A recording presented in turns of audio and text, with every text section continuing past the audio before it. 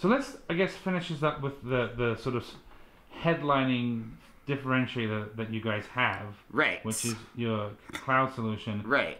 So and let's, before we even detail it, let's address it head on. What these people who are afraid it's going to eat their data up in 2 days. So real quick, right? So what is this magical cloud storage solution? There's 32 gigs of memory on the phone. There's 100 gigs of memory in the cloud. The 100 gigs in the cloud is not a Dropbox. It's not a drive. It is actually an extension of the 32 gigs of memory that's on the phone. You want to talk about how it works, how we manage to not chew up all of your data or your battery life. It's pretty simple. There's 32 gigs on the phone. That's a lot. It generally takes people a while to fill that up. Some users won't fill it up at all, ever. I don't. I have a 32 gig phone. Okay, so for you actually would never see the phone working. But for users who are filling up that 32 gigabytes, here's what happens. You start on day one. Every night you come home, you brush your teeth, you plug in your phone, you go to bed, right? Your phone's charging. It's probably on your home Wi-Fi while it's charging. If your phone is charging and on Wi-Fi, we back up all of your apps and photos and soon your videos, but not at launch. Your apps and your photos to the smart storage cloud.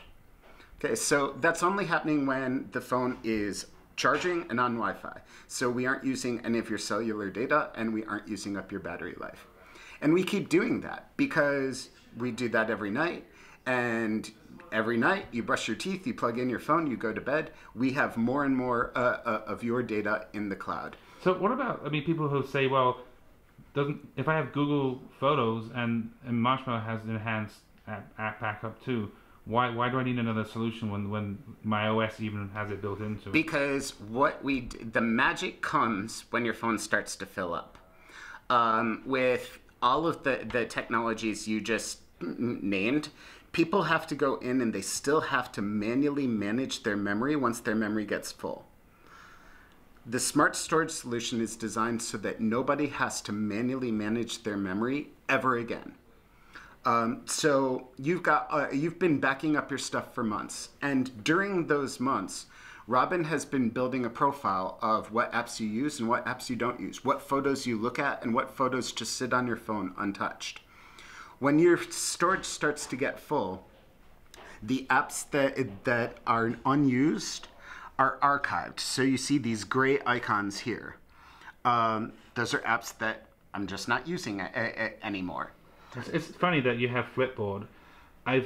For a while, I would install Flipboard on every phone I use, and then after a day or two, I never use it again. Well, and that's the thing, right? We have so many apps on our phone that we used for like a week or a month, and we created an account, and we did all of these. We customized them, and then we never touched them again. And you don't want to delete those apps because you're like, no, I created an account, and if I delete this, I'm going to have to try and remember what my account is, and then I'm going to have to sign back in if I ever want to use it again, and all this stuff, right? It's a total pain. So here's the way it works. Your phone finally fills up. You're going to record a video. You're going to take a picture, and Robin sees that there's not enough storage space left to do whatever it is you're trying to do. It immediately starts removing the things that you don't touch. Remember, they're backed up in the cloud, right? So as you can see, like for the apps, the icons turn gray. For the photos, there's still a downsampled version of the photo in the gallery.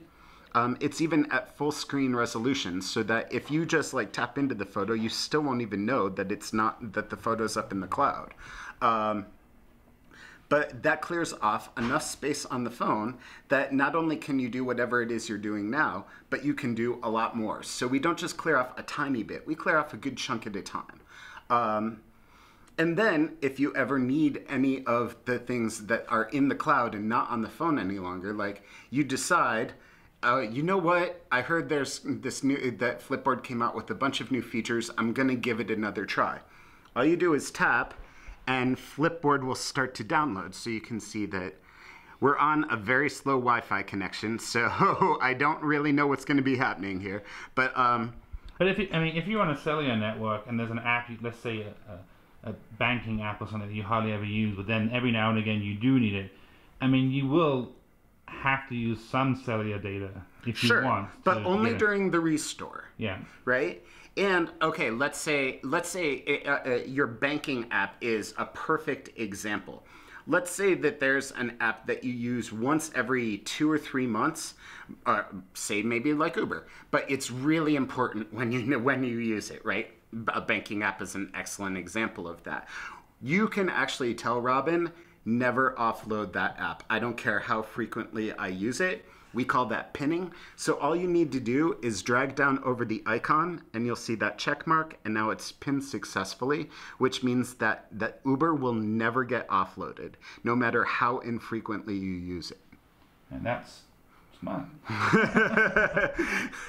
Well, thanks. And one thing, now you get to see the other special bonus. Whenever we're working with the smart storage solution, so whenever an app is restoring, or when we're backing up at night, or when we're clearing space, that's when the magic happens on the back.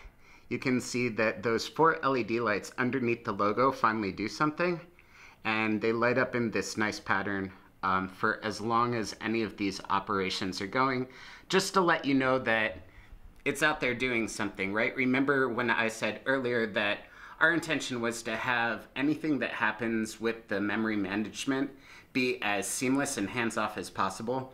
Well, if that's the case, you want to know it's working. And so we decided to do this just to give you that nice assurance that things really are happening.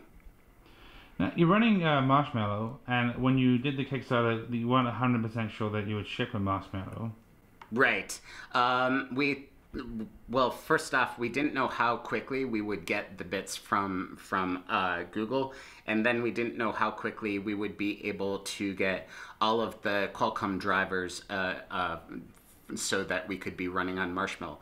Turns out all of that happened relatively fast, and just a few weeks after Marshmallow was announced, we were able to have some very early builds on it. So all of our QA has been done on the Marshmallow builds of the phone. So we will ship with that, and it's 6.0. Now, more about the smart storage. So 2 things. So this means you do have to do some substantial modifications to the core OS to enable this. Believe it or not, we actually have to do very little to the core OS. It's just a little bit of file system modification. Everything, one of the things that we've done in order to speed up updates. That's what I was getting at. Yeah. One of the things that we've done in order to speed up updates is to make very few modifications to the core system and then do most of our work using preloaded apps. So actually the smart storage solution is like 2% code in the like OS code and 98% app code.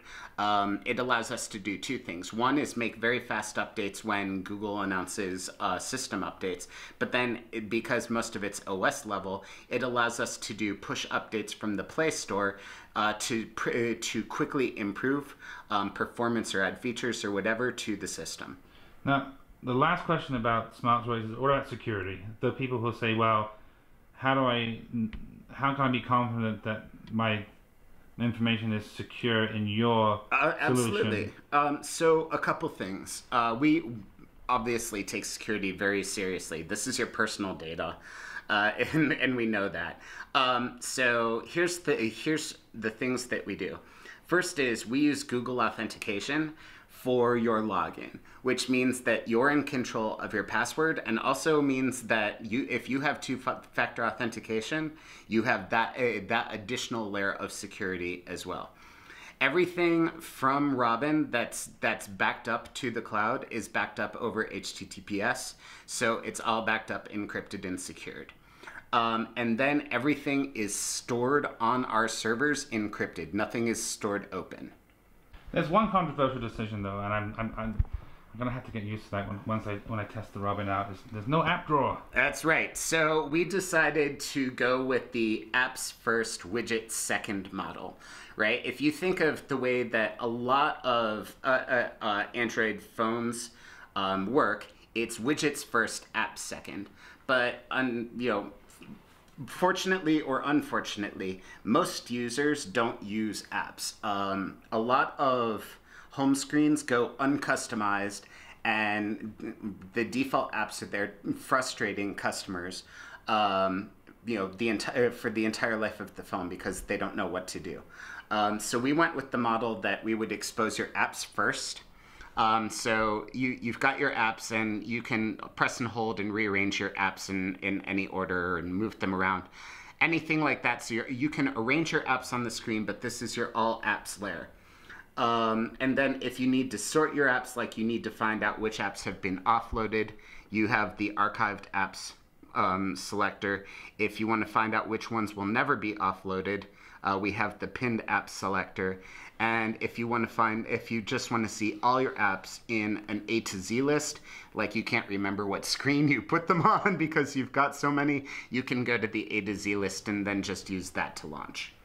And then we do still support widgets. It's just they're a layer above the screen. So if you pinch, then your widget layer comes up, and you can tap and hold to add widgets the same way you normally would in any sort of widget environment. So let's, I guess, wrap it up with what people really want to know is when can they get their hands on one if they didn't back? Robin will go on sale again, not as a pre-order, but as a standard item in our web store. You guys don't believe in invites. No, but all of us, we know it full well. We expect Robin to be a success, and we know that we're also going to run into manufacturing limitations, especially during the initial ramp-up period. And so, it's going to be a challenge, but we don't want to do it by invites. We just want to put Robin for sale. So thanks again for showing us the Robin and giving us all this information about it, and we're looking forward to getting a chance to spend some more time with it. And I do appreciate you giving this opportunity.